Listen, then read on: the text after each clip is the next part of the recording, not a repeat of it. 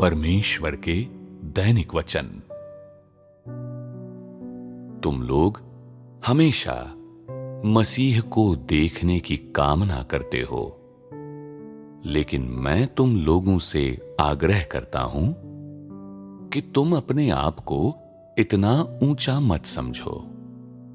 हर कोई मसीह को देख सकता है, लेकिन मैं कहता हूं कि कोई भी मसीह को देखने लायक नहीं है, क्योंकि मनुष्य का स्वभाव बुराई, अहंकार और विद्रोह से भरा हुआ है। जिस क्षण तुम मसीह को देखोगे, तुम्हारी प्रकृति तुम्हें बर्बाद कर देगी और मार डालेगी।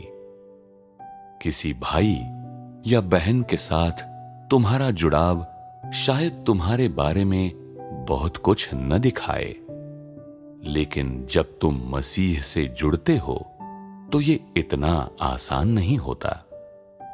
किसी भी समय तुम्हारी धारणा जड़ पकड़ सकती है, तुम्हारा अहंकार पनपना शुरू हो सकता है और तुम्हारा विद्रोह फल फूल सकता है। ऐसी मानवता के साथ तुम लोग कैसे मसीह से जुड़ने के काबिल हो सकते हो? क्या तुम उसे हर दिन, हर पल परमेश्वर मान सकते हो? क्या तुम में सचमुच परमेश्वर के प्रति समर्पण की वास्तविकता होगी? तुम लोग अपने हृदय में यहोवा जैसे ऊंचे परमेश्वर की आराधना करते हो, लेकिन दृष्टिगोचर मसीह को मनुष्य समझते हो। तुम लोगों की समझ बहुत हीन है और मानवता बहुत भ्रष्ट। तुम लोग मसीह को सदैव परमेश्वर मानने में असमर्थ हो। कभी कभार ही जब तुम्हारा मन होता है, तुम उसकी ओर लपकते हो और परमेश्वर के रूप में उसकी आराधना करते हो। इसीलिए मैं कहता हूं कि तुम लोग परमेश्वर के विश्वासी नहीं हो, बल्कि उन सह अपराधियों की टोली हो जो मसीह से लड़ते हैं। दूसरों के प्रति हमदर्दी दिखाने वाले लोगों तक को प्रतिफल दिया जाता है, लेकिन मसीह को, जिसने तुम्हारे बीच ऐसा कार्य किया है, न तो मनुष्य का प्रेम मिला है और न ही उसकी कोई प्रतिपूर्ति या समर्पण। क्या ये हृदय विदारक बात नहीं है? हो सकता है परमेश्वर में अपने इतने वर्षों के विश्वास के दौरान तुमने कभी किसी को कोसा न हो या कोई बुरा कार्य न किया हो।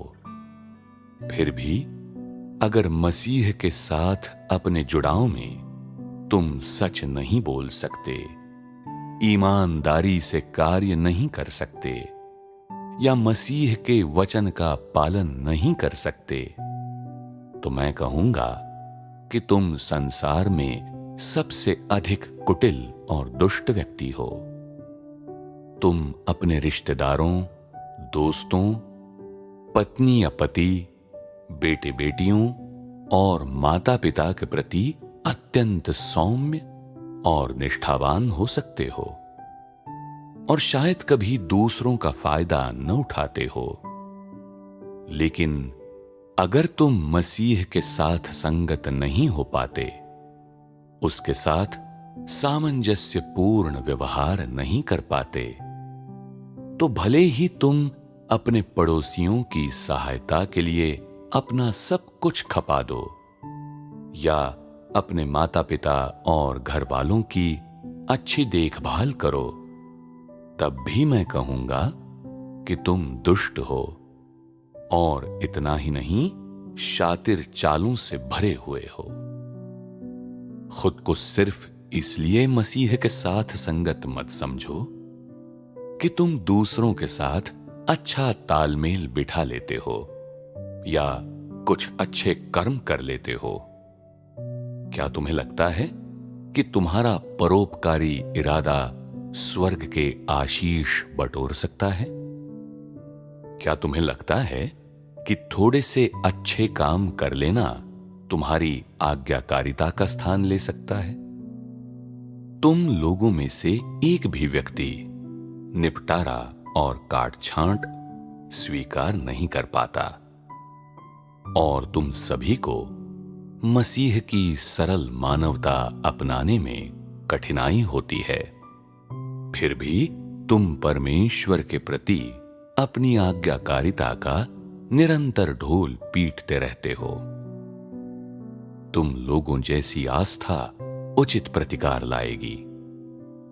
काल्पनिक भ्रमों में लिप्त होना और मसीह को देखने की इच्छा करना छोड़ दो, क्योंकि तुम लोगों का आध्यात्मिक कद बहुत छोटा है, यहां तक कि तुम उसे देखने के योग्य भी नहीं हो। जब तुम अपनी विद्रोहशीलता से पूरी तरह मुक्त हो जाओगे और मसीह के साथ समरसता स्थापित कर पाओगे, उसी समय परमेश्वर स्वाभाविक रूप से तुम्हारे सामने प्रकट होगा। यदि तुम काट छांट या न्याय से गुजरे बिना परमेश्वर को देखने जाते हो, तो तुम निश्चित रूप से परमेश्वर के विरोधी बन जाओगे और विनाश तुम्हारी नियति बन जाएगा।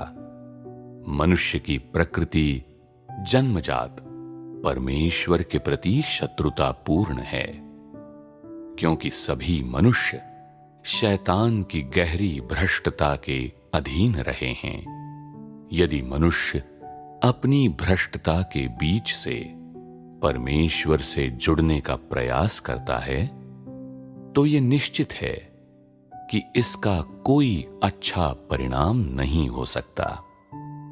उसके कार्य और शब्द निश्चित रूप से हर मोड़ पर उसकी भ्रष्टता उजागर करेंगे और परमेश्वर के साथ जुड़ने में उसकी विद्रोहशीलता अपने हर पहलू में प्रकट होगी। मनुष्य अनजाने ही मसीह का विरोध कर देता है, मसीह को धोखा दे देता है और मसीह को त्याग देता है। जब ऐसा होता है तो मनुष्य और ज्यादा संकट की स्थिति में होगा, और यदि यह जारी रहा तो वो दंड का भागी बन जाएगा।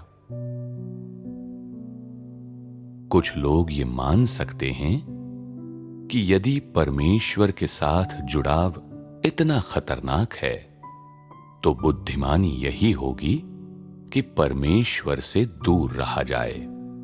ऐसे लोगों को भला क्या हासिल हो सकता है?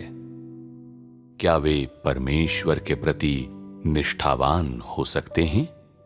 निश्चित ही परमेश्वर के साथ जुड़ाव बहुत कठिन है, लेकिन ऐसा इसलिए है क्योंकि मनुष्य भ्रष्ट है, न कि इसलिए कि परमेश्वर मनुष्य के साथ जुड़ नहीं सकता।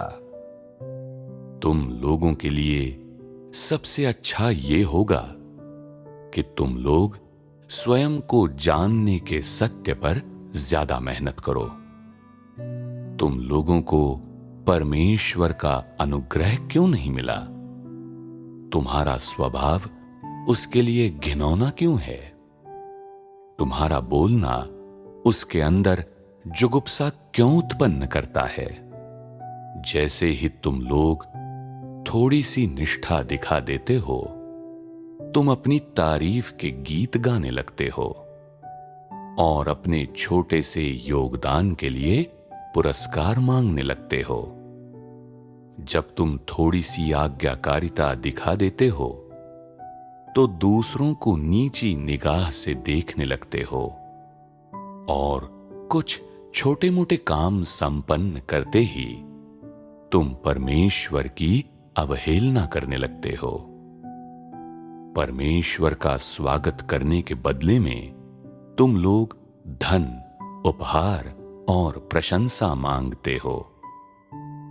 एक दो सिक्के देते हुए भी तुम्हारा दिल दुखता है।